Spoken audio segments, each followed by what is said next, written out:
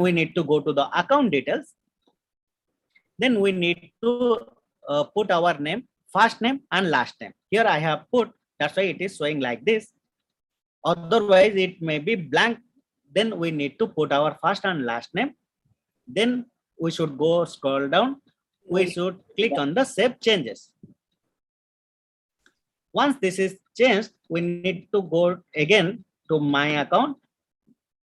Then to this, here it will show the correct name and it will show the courses and the quiz. I need to click on this. Then it will show my chapter wise quizzes. So here, this chapter I have already done. I will just take you to the chapter, how to do. I will just, then we need to click here.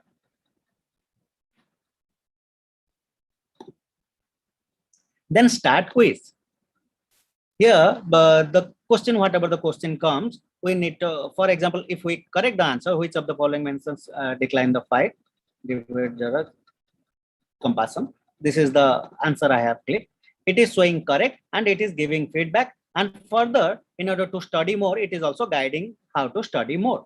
For the next, what is the Kapidwaja means? This is the Hanuman chariot. This is the correct answer, but intentionally I am just marking an incorrect answer in order to show okay, what happens. This is an incorrect answer. While check, it will show incorrect and it will give the feedback why it is incorrect and where to read. It will divert to the next. If we will click on the vedavyas.ca, it will guide to how to read further because we have clicked on the wrong answer. Like this, when we will complete all the 18 chapters, this is the first chapter. When we will click all the 18 chapters, then after that we will be able to download a certificate. That certificate will come once we complete each and every chapter, and we cannot move to a next chapter unless and until we finish the previous one. So we need to complete the chapter. And here most important is to edit the name to get the name correct on the certificate. Otherwise, what will happen after the end of the course, the certificate may come. I will show you the correct one certificate and a other certificate.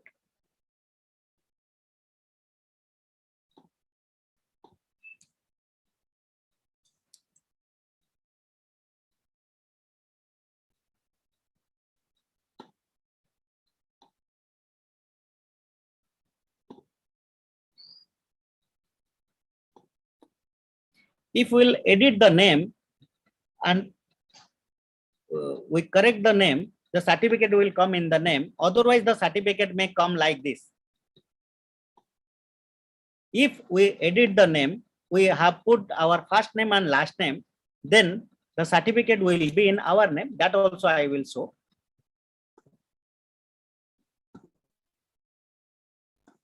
The certificate will be like this. Here, whatever the name we desire, that will come on the certificate.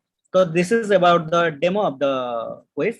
I think few raised hand. Okay, whoever has not done, then we can request them. They can give me the email ID just to share a demo. We can check that. But after put Hare Krishna, Nageji, you can unmute yourself. Hare Krishna, Manikji, you can unmute yourself. Hare Krishna. This is my first class. I missed the yesterday's one. So basically, is this account where you just demo to create to access the quizzes? Is it the same account where we can access other resources like previous class, links or whatever saved material, and also the study material for each chapter? Yes, Prabhuji, but that details will be given in the WhatsApp group. But yes, in the WhatsApp group, the link, YouTube link will be provided. And this is the learned as system where all the content we can get the same. Yes, Prabhuji. Hare Krishna. Thank you. Hello. Hare Krishna, Prabhuji. I think the demo, I think it's clear. In the latter stage, we can take one email ID, those who have a problem. I think with this, we are done. Can any co-host please confirm whatever we shared and we discussed, what is clearly understandable and it was grasped by the devotees? Can anybody confirm, please? Yes, Prabhuji, it was clear. And if devotees have any question, they can just raise them immediately. And the questions regarding the class can be taken at the end. Now, if any devotee has any doubt regarding the registration process for quiz or not getting the password, they can just quickly raise their hands and ask their questions. Yes, Mataji, that we can help. We can take another few minutes. We can help. Swamiji. Yes, Nageji, Hare Krishna. Swamiji, this is my second class and very thankful to you. And Swamiji, can you please send link website so that I will participate in quiz competition?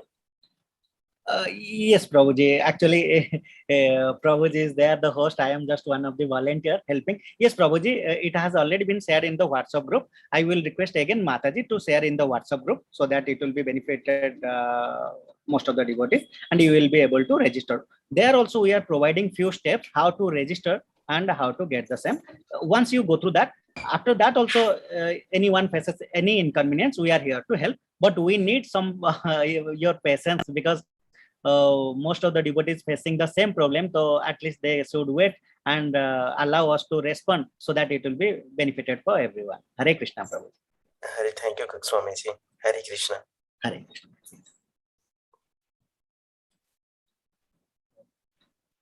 I think Mataji, we can share the link once again. After that, devotees having any issue, we can resolve and help them. Okay, Prabhuji. It's shared now. I just shared it some time back. Yes, yes, Mataji. Yes, Mataji. Hare Krishna.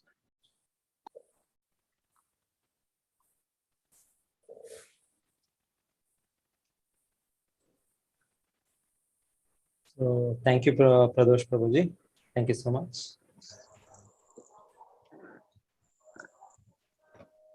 Yeah, Prabhuji, Mataji, we can continue. Yes, Prabhuji, we will start with the class. Thank you, Prabhuji. Hare Krishna. Thank you, Pradosh. Hare Krishna. Omagranatmirandasya Gnananjanashalakaya Chakshurunmilitam Yena Tasmai Shri Gurave Namaha. Namo Om Vishnupadaya Krishna Prishnaya Bhutale Srimate Bhaktivedanta Swami Namine. Namaste Saraswate Devi Gauravani Pracharine Nirvishesha Shunyavadi Paschatya Deshatarine. Jai Shri Krishna Chaitanya Prabhu Nityananda Shri Advaita Gadadhara Shri Vasadi Gauravaktavinda. Hare Krishna Krishna Krishna Hare Hare Hare Rama Rama Rama Hare Hare. So today's chapter number 2, summary of Gita. It's also called Sankhya Yoga, Gita Saramsh. As the title says, so the Lord effectively answers all Arjuna's clarifications, Arjuna's disinclination to fight. So Arjuna raised these issues. He said, out of compassion, I don't want to fight. So, and then there is no enjoyment I can foresee after the war. And then there is great sin, and the effect of this great sin, I have to go to live in hellish planets. That was his third reason. The fourth reason Arjuna said was the family traditions will be broken apart. So with this elders in the family being dead, the women folk being unprotected, the unwanted population, they have no proper guidance, and then the whole society, the whole community, everybody will be destroyed by that. So he's telling family traditions will be destroyed. So with all these 4 reasons in the first chapter, so Arjuna in the second chapter expresses his indecision. He says in the 5th verse, he says, yes, 6th and 7th, 6th, yeah. Nor do we know which is better, conquering them or being conquered by them. The sons of Dhritarashtra, whom if we killed, we should not care to live, are now standing before us on this battlefield. So this is where Arjuna is telling, I do not know, I'm confused. So that is what he says now. Karpanya dosho apahatasva bhavaha prachami tvam dharma samuda cheta yat shreya sya nishchitam bruhithan me shishyasteyam shadimam tvam prapannam. So this verse is a turning point in the Bhagavad Gita, which is called the surrendering shloka of the Bhagavad Gita. So Arjuna, up until this time, was talking on equal terms with Krishna as a friend, jokes with his friend. So Krishna and Arjuna are related eternally in friendship. So each one of us have one or another kind of relationship with the Lord. So the Lord is Akila Rasamrita Sindhu, is the reservoir of all pleasures, is the reservoir of all relationships. So originally we have one of the 5 relationships. So Arjuna has this relationship called Sakya Rasa. So up until this time, as a friend, so he is very intimately joking, talking with Krishna. But now he says this kind of a joking, talking will not help. So now he is accepting the superior position of Krishna, so surrendering to Krishna. So he's telling, I'm fully confused. I do not know what is my ultimate good. So we are all trying to do good for ourselves, to our people around us. But what is that which is ultimately good? So Shreya and Preya. So immediately good is something, okay, I like to eat gulab jamun, yes, let me eat. But then, oh, I do not remember, oh, I am a diabetic person, so I'm not supposed to take this. So like that, something which is immediately good, which is happy for me, that is called Preya. And another thing which is ultimately good, which is called Shreya. Just like a student is working, is studying hard for his exams. So immediately it is great pain. So every day to put in so many hours working hard. But after the exams, after the results, it's prayer, it's Shreya. So his ultimate good is good. So Arjuna is asking in that, what is my ultimate good? Shreya, not immediate good, prayer. So Bhagavad Gita is meant to give us the ultimate good, Shreya, not just Preya, immediate good. So whatever the society today, whatever the education system, whatever the politicians try to give us solutions, it's only Preya, because they have no understanding of the soul, understanding of the eternal aspect of life, our existence beyond this body. So they are only catering to the Preya. They have no information, not even a clue about the real ultimate good of every one of us. So Bhagavad Gita, Krishna, Arjuna wants this from the Lord. He wants to know what is my ultimate good, not something for some little time. Immediately I am happy, I'm not happy. No, he is asking for the ultimate good. So that is the Karpanya dosha. So now with this question, Krishna takes this superior position as Guru, teacher, definitely as the authority to guide the student. So then Krishna will start speaking. Now the Gita starts actually in that sense. Yes, I believe what I see works when your vision is impeccably perfect. So actually, each one of us are having 4 defects. It is said each one of us are under the impression that we are this body. So that is the teaching of this chapter, main teaching in this chapter, to understand that I'm not the body, I am the spirit soul. So with this defect, each one of us that we are having identified with this body, the first defect. Second one, we are all having imperfect senses. Our senses by which we gather information, the eyes, the ears, the nose. So we see, we hear, so that themselves having imperfection. So how with this input of knowledge, I can have a perfect knowledge. So that is called imperfect senses. Each one of us are having. That is second defect. Third defect, we are all prone to commit mistakes. So we keep committing mistakes. It keeps happening. When it stops, we don't know. So to err is human, it is said. So third one. Fourth one, in spite of having these imperfections, we are illusioned, we are thinking ourselves with the body, we are under control of these imperfect senses, we are prone to commit mistakes. Still, we feel my thinking, my perception, my understanding is perfect. That's why it is said, we all have something called cheating propensity. Inherently, we all have, every one of us have in this conditioned life. So that way, our imperfections, four imperfections are explained. And this Gita is above these imperfections. Gita or any scripture, what we take it as an authority, it is beyond these 4 defects. So that's how we accept these words. So here, there is a understanding about how the seers of the absolute truth see the Lord in 3 features: Brahmeti, Paramatmeti, Bhagavaniti. So we'll discuss further in the further coming chapters. But just to give an introduction, as somebody is seeing here, a far away place, suppose an island is seeing, or somebody on the ocean is seeing on the land. So he's seeing, he doesn't see anything clearly. He just sees some clouds. But as he goes near, he may see on the land, there is a mountain, And in the mountains, there are so many living entities. There are so many people organized as villages, organized in villages, towns. And then in the tree, if he goes further, you can see, just like here shown, a parrot eating a fruit. So that way, it's all our vision by which we see different things. So in the beginning of God realization or spiritual realization, we understand one aspect called Brahman. There is something divine within each one of us. The Brahman realization is called. Brahman means great. So that is the first understanding. The later understanding is not only I am Brahman, a eternal living entity, eternal conscious living entity. Apart from me, there is also one more Parabrahman or Paramatma. That is the second aspect of spiritual realization. So then further on, one understands that finally there is a personality who is the source for Brahman, Paramatma, and everything that we. Janma Disyataha. So that is the definition of the absolute truth. Generally, God in our standard understanding means supreme controller. So it is said the much better complete understanding is the understanding as the Parama Samam Bonam, the Parama Satya, the absolute truth. So that is a better understanding, and that includes understanding of him as a controller. So Bhagavan understanding. So that's why in Vedic scriptures we have these terms called Brahman, Paramatma, and Bhagavan. So ultimate understanding of God, ultimate understanding in self-realization culminates in Bhagavan realization. So here in the Gita, as we see right from here, whenever the Lord is speaking, it is said Bhagavan Uvacha. And the whole Gita is also called Bhagavad Gita. It is not that Krishna Gita. We don't say it is Krishna Gita. We can say because it's spoken by Krishna.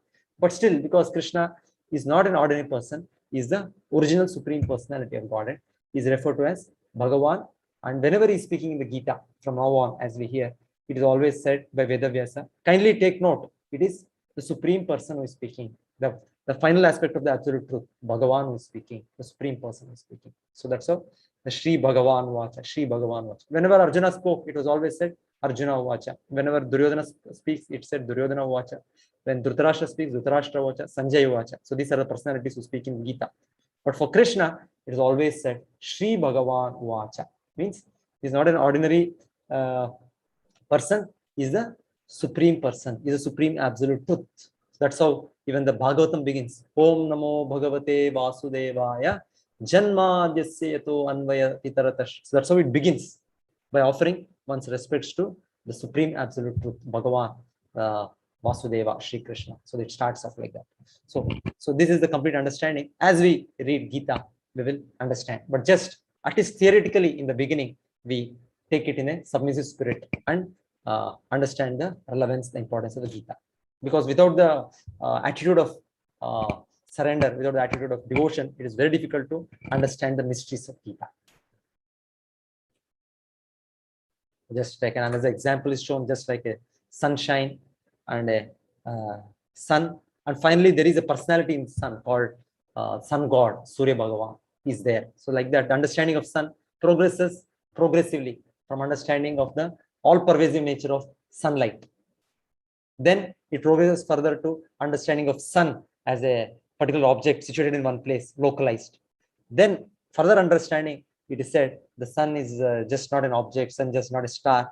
There is a personality there controlling the sun, the Surya Bhagavan, Surya Narayana. So like that, the understanding of sun also progresses gradually from understanding of sunshine, later on to understanding of the sun globe, finally to understanding of the sun god, the personality. Similarly, it is said the understanding of absolute truth, the Lord, goes on in the phases of Brahman, Paramatma, and Bhagavan. And Krishna is the complete, the supreme Bhagavan.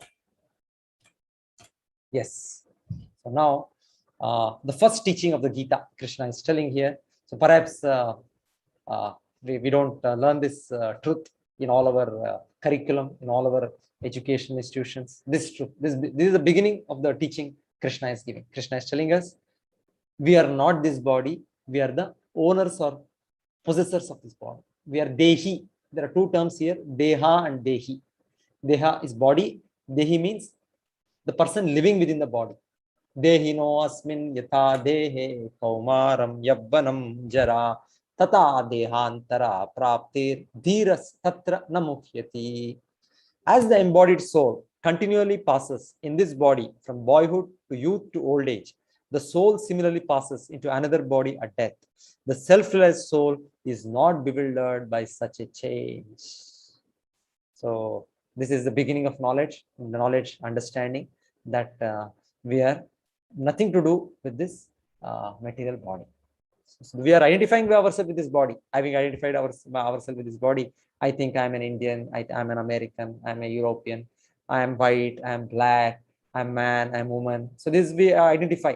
But actually, with little contemplation, we can always see, we can introspect, say that actually all these things belong to me. I say my hand, I say my leg, I say my, just like I say my shirt, my coat, my spectacles. So I say this belongs to me, this object. Similarly, I always say my eye, my some problem with my eye, some problem with my throat, some problem with my lungs. So I say that means this belongs to me. So this is not me. Just like I'm living in a house here. So this does not belong to me. So we are here under rent. The landlord can anytime push us out. So we are living in this house. That doesn't mean the house is mine. So similarly, the body itself is possessed by the soul, the Atma.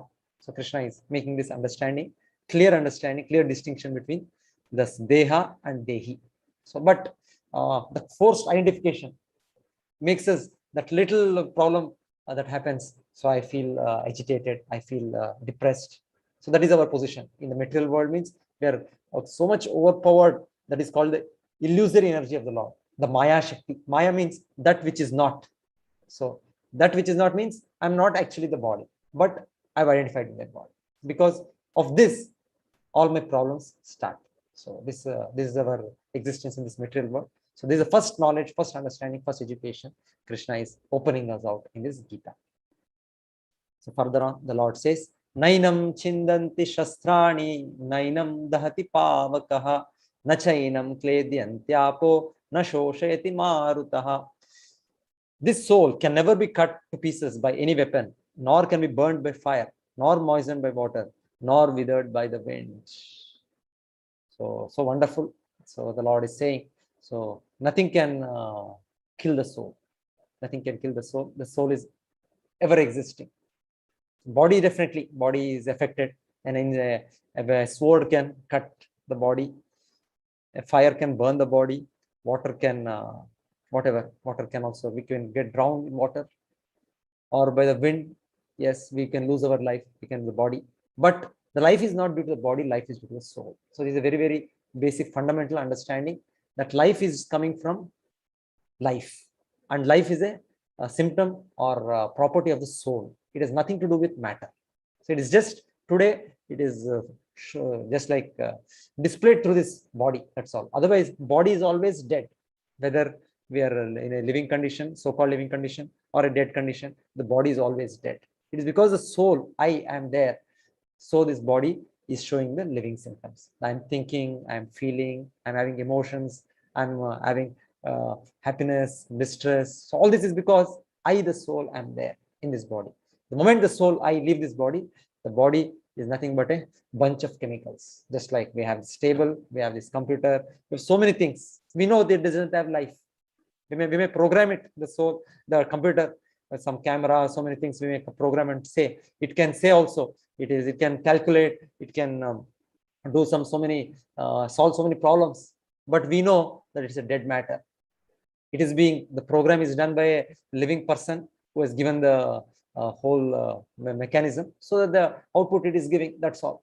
But otherwise, we know it by itself, it doesn't know that I'm solving a problem or I'm organizing things. The computer, anything doesn't know. So it's a dead object.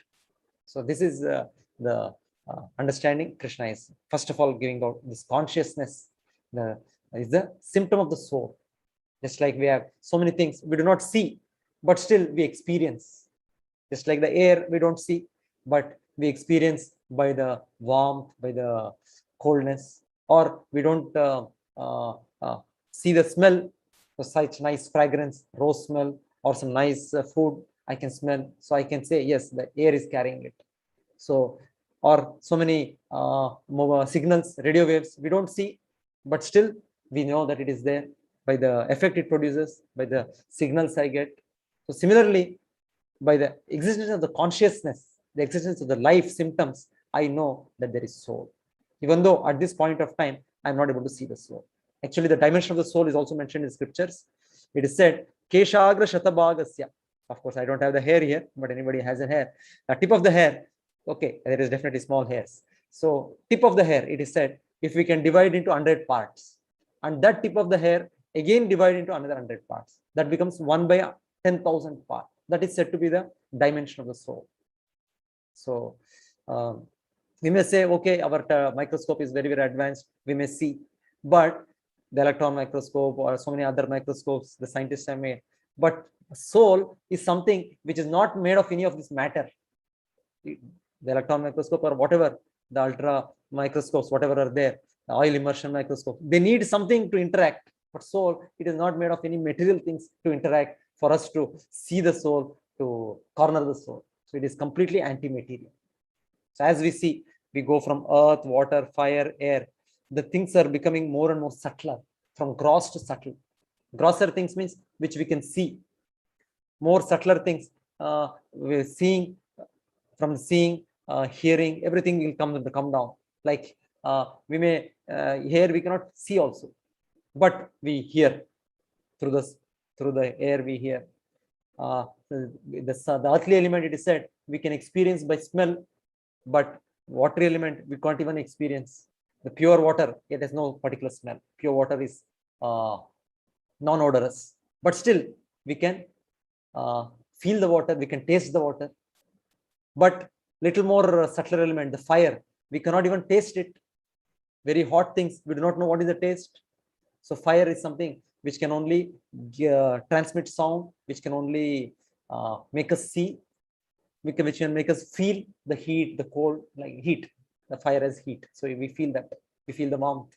So as the metal elements become more and more subtle from gross, so it is said we can only experience by limited senses. So air is just, we can experience by a sound, we can feel the warmth and coldness, that's all. And more subtler element is what is called space. There is no particular word. In Sanskrit, it is called kham. Bhumirapo analo vayu kham mano buddhirevacha. So Krishna says later in the 8th chapter, 7th chapter. So he says, more subtler to this earthly element, water element, fire element, the air element is more subtler thing called space or kham, which sometimes it is said as space, sometimes it is sky. We don't have equivalent words in English. Anyway, the Sanskrit is called kham. So sometimes the scientists talk about something called interplanetary space, vacuum. Actually, there is no vacuum. It is a more subtler material substance. And here, only sound travels, nothing else. We cannot see, we cannot hear, we cannot smell, we cannot taste. That interplanetary space or vacuum, what they say as dark energy sometimes. It is only through sound which we can experience. So it is said the soul is more subtler than this. More subtler elements are said to be mind, intelligence, false ego. So where we can see mind, we all know I have mind.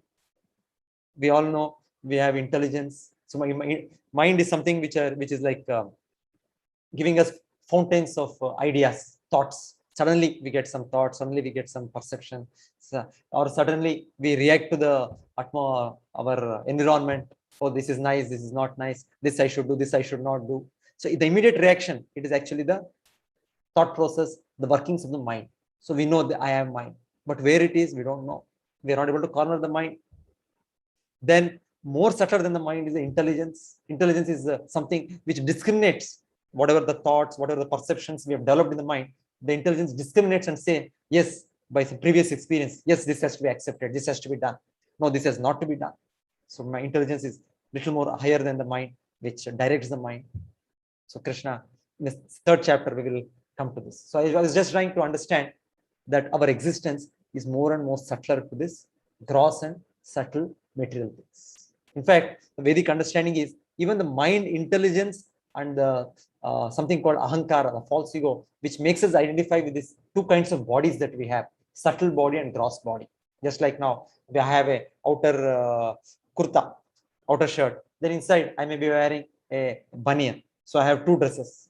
I will remove this outer one. I still have one more one. Then my body. Similarly, it is said For the soul, there are two coverings. One is the Sukshma Sharira, the subtle body made of mind, intelligence, and false ego. Then is the gross body made up of Bhumi, earth, water, fire, air, ether. So this is what how the soul is situated, enveloped, covered by this body, and forced for this understanding, forced identification with this subtle and gross body.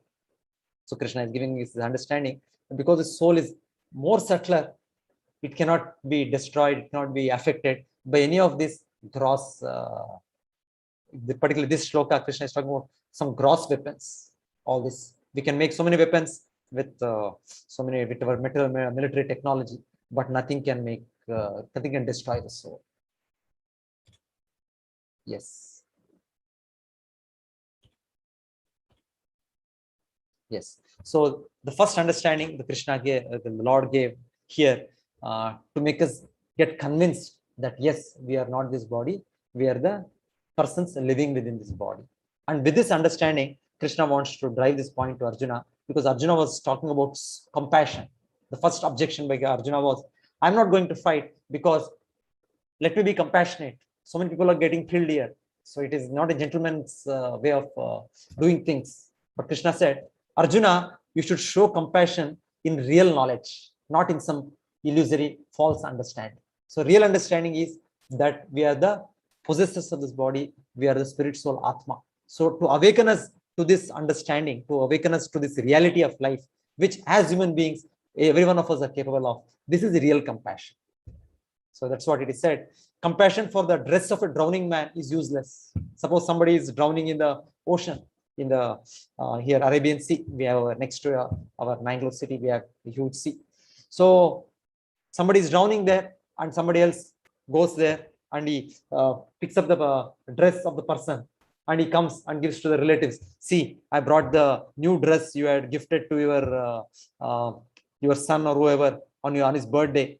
Some costly dress, some costly, all this jewelry, all that I have brought it. But they will say, what is the use of this dress and jewelry when the real person has gone away? So similarly, actually, when we are trying to do good for the body, like so many humanitarian activities, so many social activities, so many economic programs that we have in the country, in the society, it is all just catering to the body. So Krishna is telling, compassion is not to show just for the body. Compassion is shown for the owner of the body, the person living within the body, the soul. So as human beings, each one of us are capable of coming to this, our real understanding, real self-realization. So that is the compassion. That is the real object of compassion. The compassion for the soul, for the eternal soul. So Srila Prabhupada makes a very nice statement. He says, compassion to the eternal soul is self-realization. Actually, that is how by the teachings, by the preachings of the great acharyas, we have these valuable teachings even now. So we are benefiting by those teachings. So that is the real compassion. The real object of compassion is to awaken a person. When the Vedas say, Uttishtata, Jagrata, Prapya, Varan Nibodhata. So they keep telling us, wake up, wake up, wake up. What is that waking up? Waking up means it is not waking up of the gross body like we wake up in the morning. No, that anyway, it is going on every day. I sleep, I get up. But real waking up is waking up to this spiritual understanding, spiritual realization, and being situated in this perception. So that is what Arjuna is being told by Krishna. That should be the object of compassion. So that will solve the problems once and for all. So we have so many problems. When we go to a doctor, suppose we keep telling, I have pain here, I have pain there, I have that thing happening, I have headache, I have some sweating, hundreds of things. But a real doctor will be able to know just by one or two prominent things. This is the problem. So this person may go on writing so many things, go on telling so many things, but I know what is the problem for the person who is identified. But otherwise, there may be somebody else who is not proficient in that knowledge. He may say, okay, you have this problem, so you have to take this medicine. Okay, you have that problem, you have to take this medicine. So for 100 problems, he will give 100 medicines. So that is not a good doctor. The real doctor will go to the root of the problem, understand the solution. So similarly, Krishna as the perfect supreme personality is giving us the root problem of our existence in this material world is a wrong identification that we are this body. So Krishna is just hitting at this point and making us understand that we are the spirit soul, we are the Jivatma, part and parcel of the Supreme Lord Paramatma. So many times this is understood that I am Jivatma, but the understanding that we are subordinate to Supreme Paramatma, that is misunderstood. No. So Krishna very clearly explains and develops in the Bhagavad Gita that every one of us, we are part of the Supreme Lord. Mamaiva amshaha jiva loke jiva bhutaha sanatanaha manashashtani indriyani prakritisthani karshati. So Krishna clearly says, Mamaiva amshaha. So all the living entities in this world, they are my part and parcel. Just like we say, so many sunlight particles are there. So the photons are there, energy, packets of energy. They all are individual molecules, atoms of the sun, the energy of the sun. Similarly, we are all, every living entity living in, I'm living in this body, you are all living in your individual bodies. Each one of us is a small living entity who is subordinate to the Supreme Lord. So Krishna very clearly explains this understanding, this individuality and identity. The identity with perfect individuality is complete understanding. Identity that I am not this body, and individuality that each one of us is separate. So I am a separate individual. I have my feelings, I have my likings, I have my dislikings. So every one of us have that individual thing. Sometimes people say, no, kill desire. No. Desire is a symptom of the living condition. So we have to desire. But today we are desiring wrongly. We are desiring independent of the Lord. So, but when we fall in line with the Lord, so that is our natural, happy, healthy condition. So that's how we understand our individuality, we understand our identity. We are identity as spirit souls, and we are individual living entities. We are eternally related to the Lord as his servitor. That is a correct understanding. So Gita will further make us understand these points. So next, going to the second aspect, Arjuna was raising the objection that there's no enjoyment. So why I should fight this war? What is the outcome? I'm seeing that everybody will be killed. Everybody will be finished. My own friends, my own relatives, my own cousin brothers, my grandfather, my teacher. So in their absence, what is that I will be going to enjoy? So that is what Arjuna's second objection was. There is no enjoyment. So Krishna, okay, Arjuna, you are doing the duties of a Kshatriya. So society, somebody takes the role of a intellectual, somebody takes the role of an administrator, somebody takes the role of a mercantile person, somebody takes the role of a laborer. So we need the whole framework for a proper upkeep of the society. So Arjuna, in the Vedic society, is taking the role of an administrator, a Kshatriya. So Krishna is telling, it is your duty to fight this war.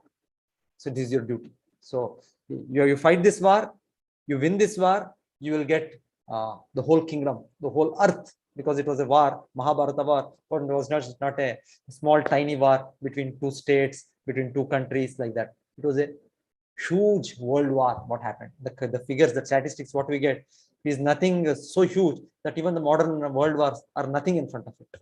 We hardly some lakhs of people died in the world wars, what we hear. But Mahabharata, it's crores, because Mahabharata war actually happened on the universal, on the worldly scale between the post for the emperor of the world, Hastinapur. So it was a very huge war, just like we have today.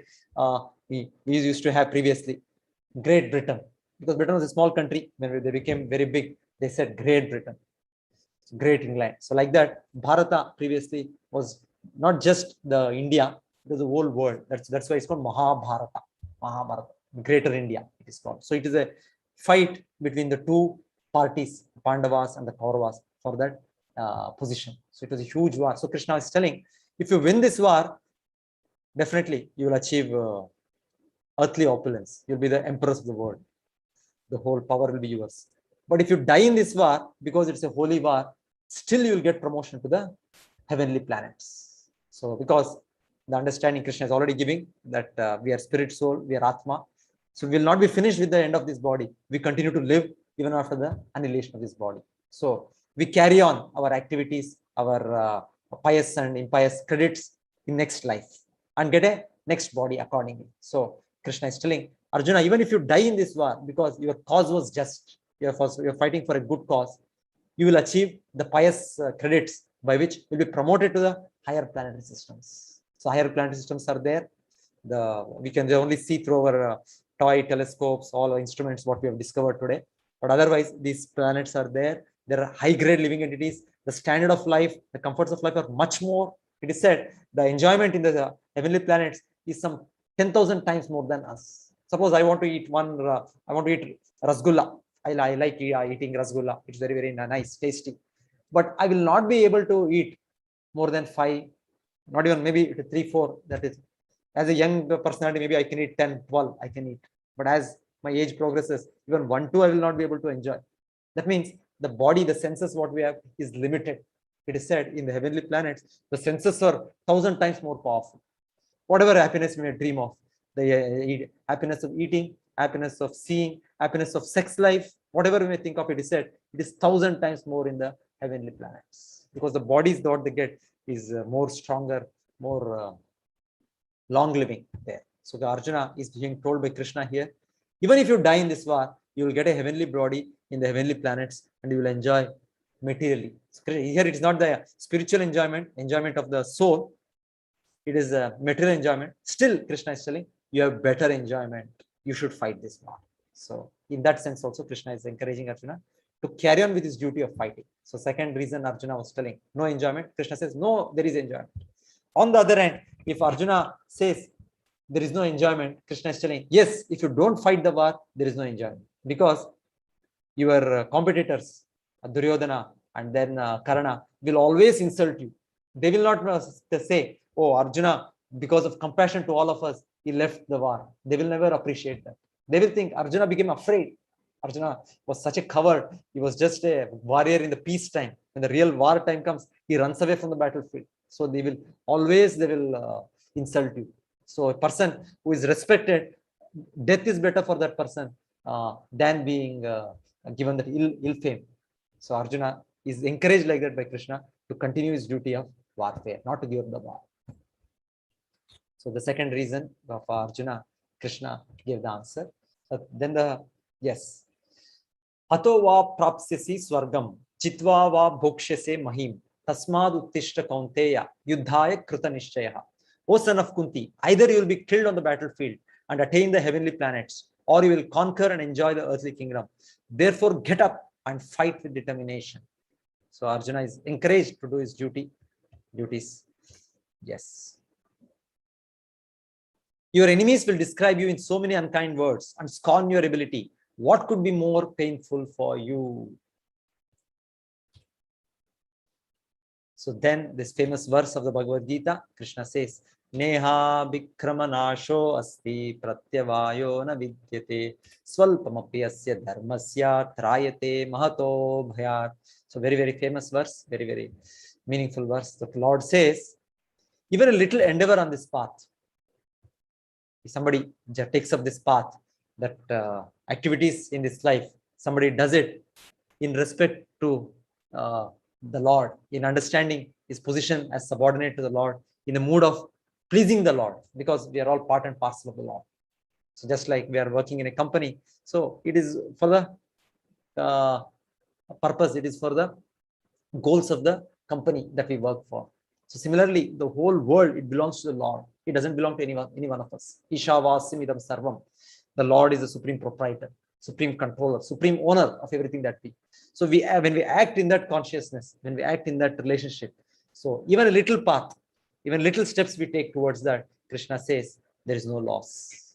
That was how the Vedic society was so nicely organized, so nicely divided, that everyone will, though doing his occupational duties, he will be taking a step forward to please the Lord. That was how the Vedic society used to be. Just like in a temple, we have somebody cooking for the Lord, somebody is worshipping the Lord, somebody is cleaning the temple of the Lord, somebody is trying to bring some donation for the temple of the Lord, somebody is preaching for the Lord.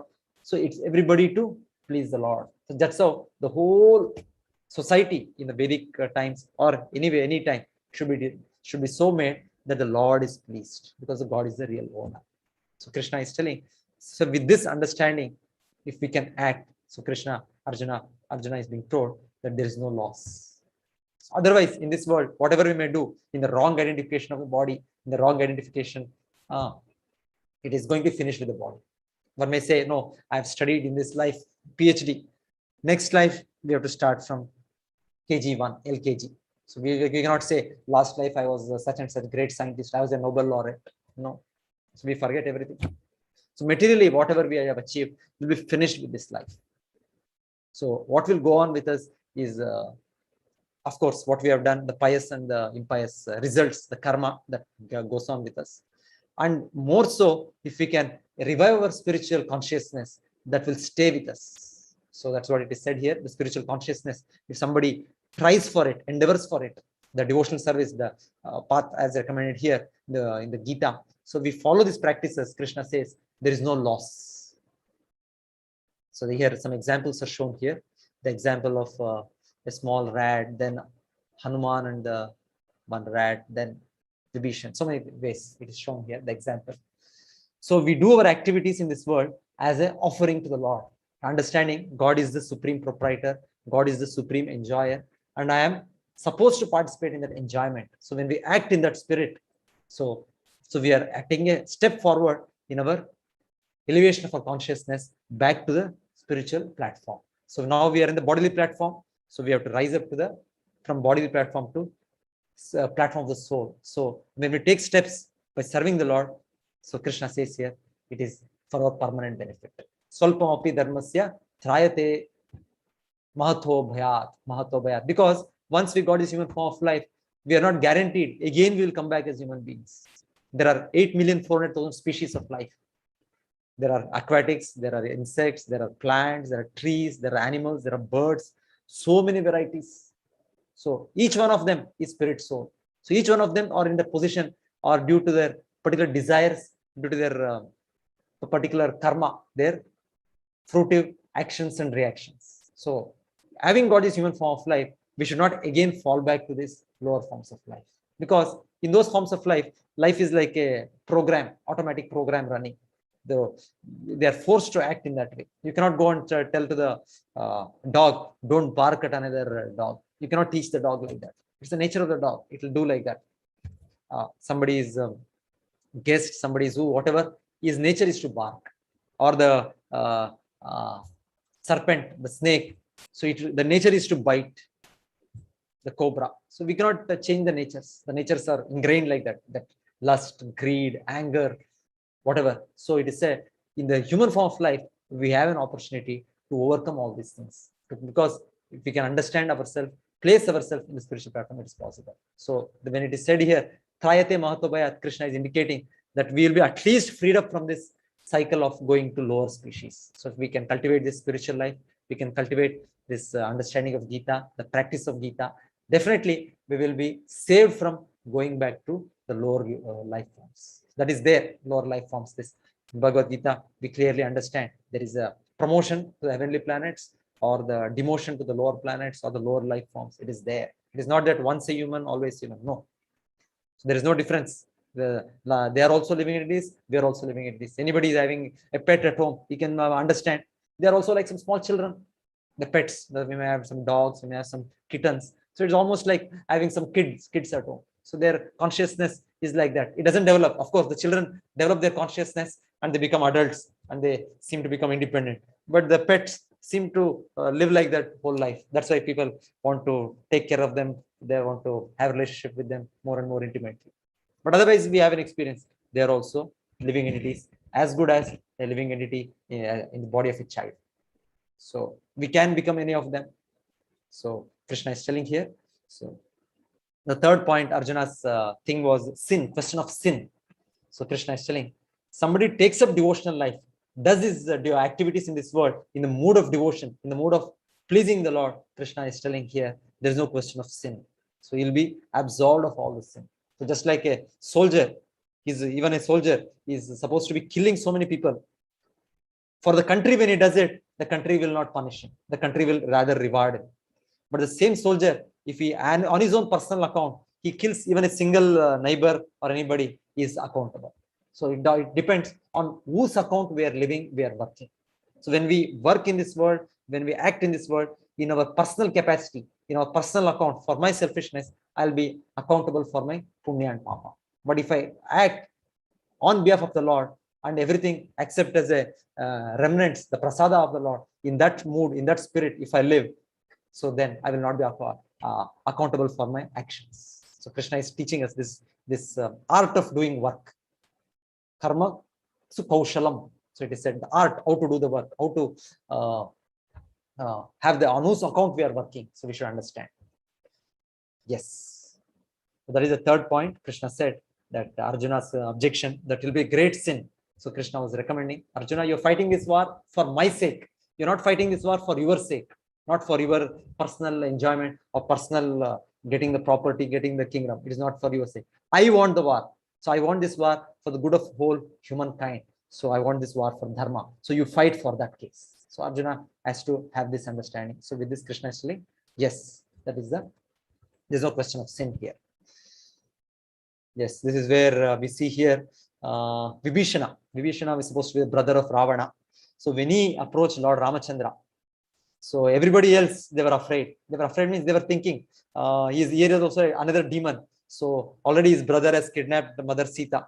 So this Vibhishana is another demon. So definitely has come to arm us. So they were they were getting ready to fight with him. But Lord Ramachandra was, yes, let us wait. Because Lord Ramachandra, Supreme Lord, he knows everything. So he said, let us wait. And then when Vibhishana offered his prayers and offered his surrender to the Lord accepted it. So everybody were questioning, they were feeling, how is this? This person is a brother of a demon. So how is Lord Rama is giving him shelter? But Lord Rama said, anybody, that is a statement, famous statement by Lord Rama, anybody will say that from now on, I am surrendered to the Lord. My Lord, take care of me. So the Lord says, it is my eternal promise that I'll protect that soul.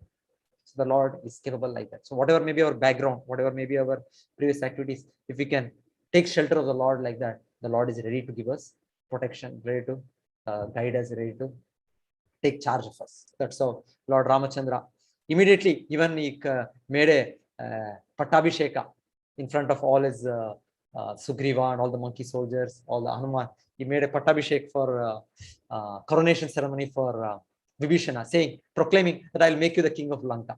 So because the Supreme Lord, so everything is under his control. That is this instance of Vibhishana offering his a surrender to the Lord. And then Hanuman, of course, there is an instance where Hanuman was constructing the bridge and there was some squirrel which was coming in the way. So Hanuman used to say, what is this? You are coming in the middle.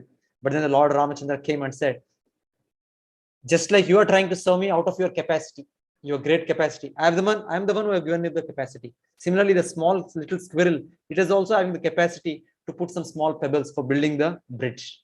So let it do its work. So then on that, the Hanuman realized that everything is actually done by the Lord. We are just a small instrument. So when the Lord has blessed us with some mighty capacity, we can do. Or if the Lord has blessed us with some tiny capacity, we can do something. So everything is pleasing to the Lord. So it is an ant can also serve the Lord, an elephant can also serve the Lord. So that way it is said, with our capacity, we try to please the Lord. He's a perfect master. So many people we try to serve, but we may not be able to please them. But it is said, even little service we do to the Lord is always remembering that. So that is the greatness of a great personality. The Lord is the greatest personality. So it is a great quality. But even a little service done to him, the Lord is always aware of that. The Lord is always conscious of that. Yes. So then we have these aspects in this portion of the Gita, 38, 53rd shloka, wherein already we are past time, so I think I should close that. Okay, so that we can have some questions. So this is the portion Krishna talks about briefly about Karma Yoga here, wherein everything offering for the Lord's pleasure. So that is the third, fourth chapters. We'll discuss this in detail. And then the Lord also talks about how the Vedic scriptures, the goal of the Vedic scriptures is to come to devotional service, to make us understand our position as eternal spirit soul, our subordinate position to the Supreme Lord, and our relative duties in service to the Lord, in pleasing the Lord. So Krishna says that is the actual goal of the Vedas. So sometimes when people read the Vedas, when we follow the Vedas, they tend to get lost in some rituals. But what is the final goal of those rituals? The final goal of these rituals is to awaken us to our understanding that we are spirit soul, we are part and parcel of the Lord, we have lost our connection with the Lord, and again we have to re-establish our connection with the Lord. So, and how to establish that connection again? So all this is the essential teachings of the Gita, of essential teachings of Vedas. So Krishna says, this is the purpose of Vedas. So Vedas are not some ritualistic formulas, some practices. No, the goal is to understand ourselves, understand the Lord, understand and re-establish our lost connection. So that is what the Lord explains in this sequence of verses. Then after Krishna talks about this, Arjuna asks the question. So who is a self-realized person? How to identify such a person? What are his symptoms? So that is the Arjuna's question. So for that, Lord explains that a self-realized person is one who has no material desires. Prajahati yada kaman sarvan partha manogatan atmanyevatmana tushta sita prajnas tadochyate. So the Lord says, when a man gives up all varieties of sense pleasure which arise from mental concoction, when his mind finds satisfaction in self alone, he is said to be in pure transcendental consciousness. So this is the goal of each one of us. So that is the perfection of human form of life. So if we can reach this stage, like here what is shown is Bhakta Prahlad, a very small child. He was a 5-year-old boy, and he was perfectly in full spiritual consciousness.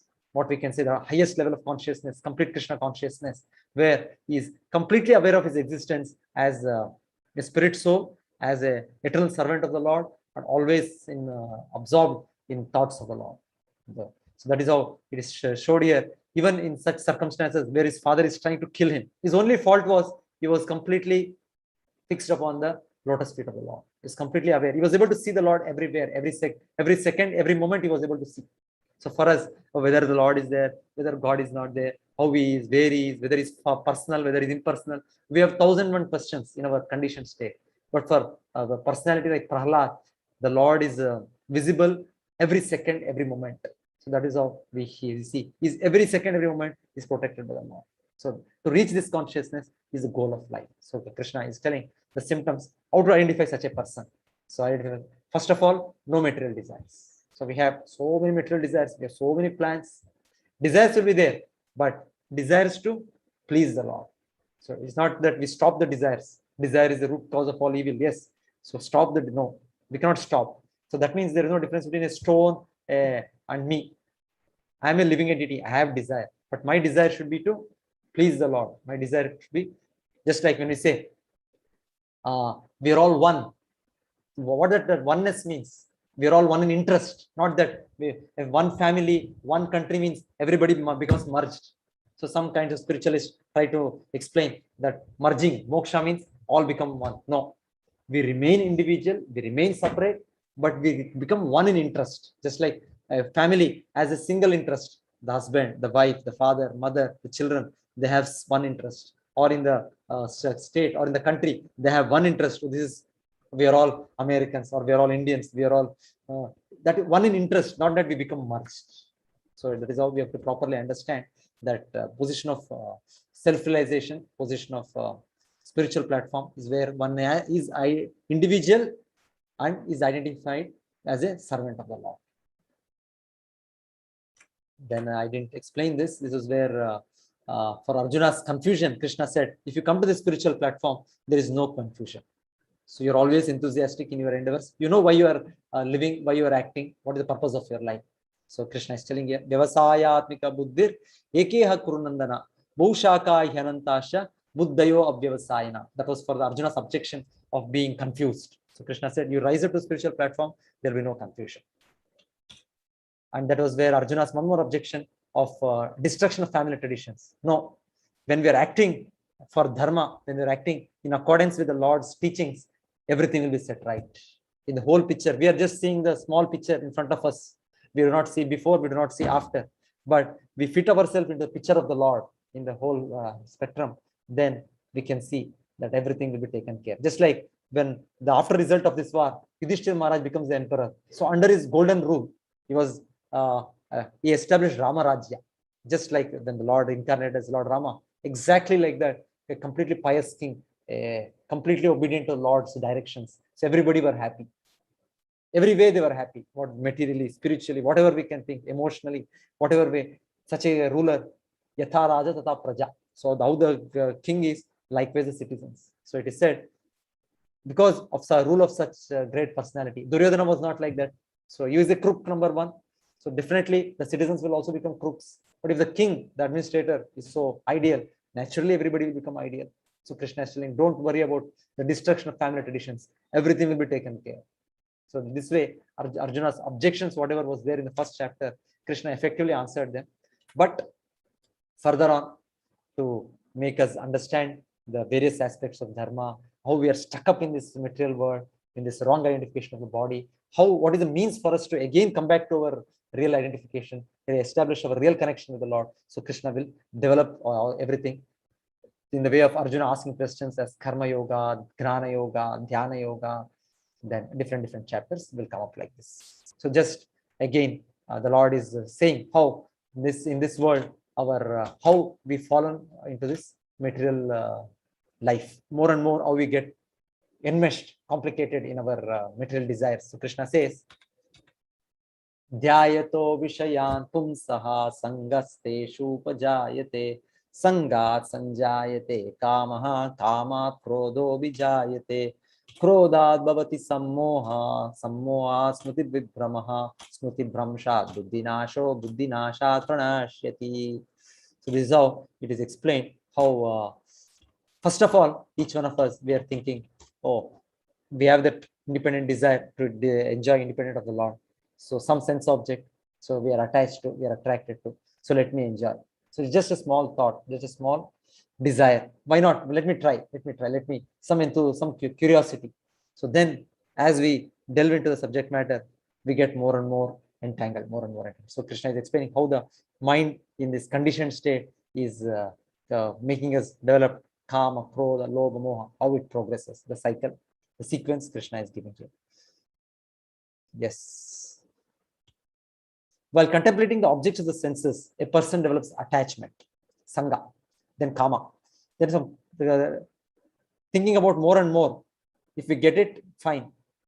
Or more greed will come. Otherwise, anger will come. So Krishna is explaining the sequence, how in a wrong identification of the body, wrong pursuit of material enjoyment, we get fallen. But actually, there is real enjoyment spiritually. Krishna says, he says, experience the real enjoyment, we can give up this lower enjoyment. So just like a beggar, suppose, is used to eating very rotten food. If we are supposed to, if we give him some fresh food, he can give up the rotten food. Similarly, unless as spirit souls, we experience higher spiritual happiness in connection with the Lord, we will not be able to give up the lower material happiness. We may be knowing that this is wrong, this is bad, is not to be done, but just knowing is not enough. Again, we will fall into that trap.